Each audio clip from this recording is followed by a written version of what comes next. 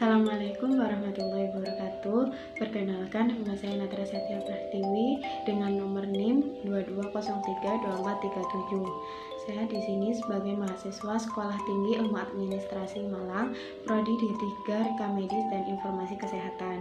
Saya di sini untuk memenuhi tugas anatomi, yaitu tentang video pembelajaran anatomi dan fisiologi tentang pendengaran dengan dosen pengampu Bapak Henry Didi Harto. Bagian-bagian telinga yang akan kita bahas terdiri dari 3 bagian. Yang pertama adalah telinga luar atau outer ear, yang kedua adalah telinga tengah atau middle ear, yang ketiga adalah telinga dalam atau inner ear. Yang pertama yang akan kita bahas adalah struktur telinga bagian luar atau outer ear.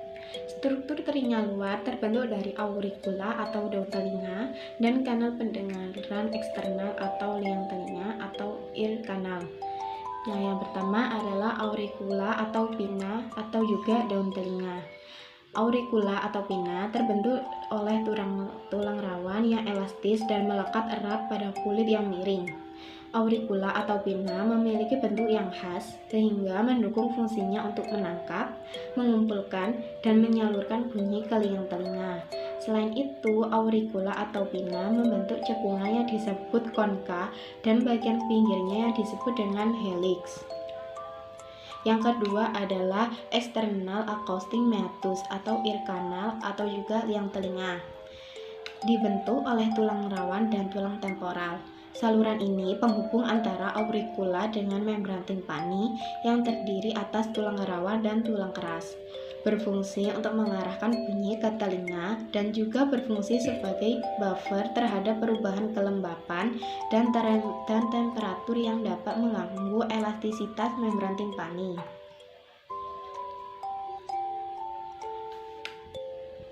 Mengandung rambut, kelenjar sebasea, dan kelenjar keringat yang dapat menghasilkan sekret-sekret yang berbentuk serumen.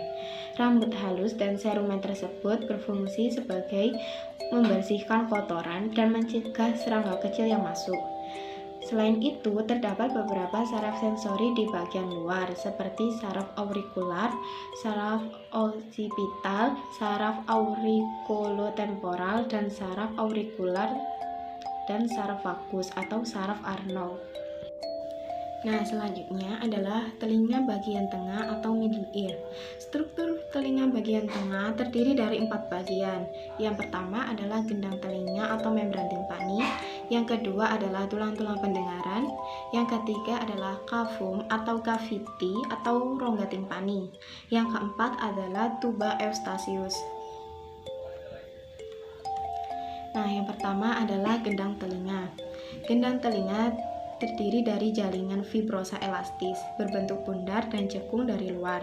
Gendang telinga dibagi menjadi 4 kuadran, yaitu atas depan, atas belakang, bawah depan, dan bawah belakang. Berfungsi untuk menerima getaran suara dan meneruskannya pada tulang pendengaran, dan juga berfungsi mengubah bunyi menjadi getaran. Yang kedua adalah tulang-tulang pendengaran. Terdiri dari tulang malleus, incus, dan stapes. Rangkaian ketiga tulang tersebut berfungsi untuk mengantarkan getaran ke telinga bagian dalam. Yang ketiga adalah cavum atau cavity timpani, merupakan rongga atau ruangan yang berhubungan dengan tulang mastoid, sehingga bila terjadi infeksi pada telinga tengah dapat menjalar menjadi mastoiditis. Yang keempat adalah tuba eustachius, berfungsi untuk menjaga keseimbangan tekanan udara dari luar tubuh dan udara di dalam telinga tengah. Nah, dan yang terakhir adalah telinga bagian dalam atau inner ear. Struktur telinga bagian dalam terdiri dari 3 bagian, antara lain koklea atau rumah siput, sistem vestibular, dan saraf auditori.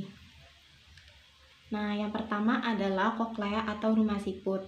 Koklea berisi cairan dan sel rambut yang sangat peka. Struktur yang berupa rambut halus ini bergetar ketika dirangsang oleh getaran bunyi. Yang kedua adalah sistem vestibular. Sistem vestibular ini berisikan sel yang mengendalikan keseimbangan. Dan yang terakhir atau yang ketiga adalah saraf auditori. Saraf auditori berfungsi untuk menghubungkan koklea atau rumah siput ke sistem otak. Nah, selanjutnya kita akan membahas tentang fisiologi telinga. Di dalam proses pendengaran, terdapat bagian-bagian organ telinga yang bekerja secara keseluruhan untuk membentuk suatu fungsi pendengaran. Pendengaran dimulai dari adanya gelombang suara yang sampai di telinga kita. Kemudian gelombang suara tersebut ditangkap oleh daun telinga yang kemudian melalui proses pendengaran oleh indera pendengar sampailah kepada suara yang kita dengar. Nah, untuk mekanismenya seperti ini. Jadi, gelombang suara terus ditangkap oleh daun telinga. Kemudian suara tersebut masuk melalui liang telinga luar menuju membran timpani yang terdapat di telinga tengah. Gelombang suara tersebut diubah menjadi getaran oleh membran timpani. Getaran diteruskan menuju tulang-tulang pendengaran. Getaran dari tulang-tulang pendengaran diteruskan ke rumah siput atau koklea yang terdapat di telinga dalam. Getaran suara tersebut dapat menggetarkan cairan yang ada di dalam rumah siput atau koklea tersebut. Kemudian cairan yang ada di dalam rumah siput bergetar menstimulasi ujung-ujung saraf pendengaran. Ujung saraf pendengaran tersebut memiliki impuls yang diteruskan ke otak dan dipersepsikan sebagai suara. Nah, ini adalah gambar dari mekanisme pendengaran yang sudah saya jelaskan tadi. Nah, ini adalah gambar cara kerja telinga. Pertama, suara masuk melalui udara, kemudian ditangkap oleh telinga dan disalurkan ke gendang telinga. Kemudian, gendang telinga tersebut bergetar, kemudian diteruskan oleh tulang-tulang pendengaran yang terdapat ujung-ujung syaraf.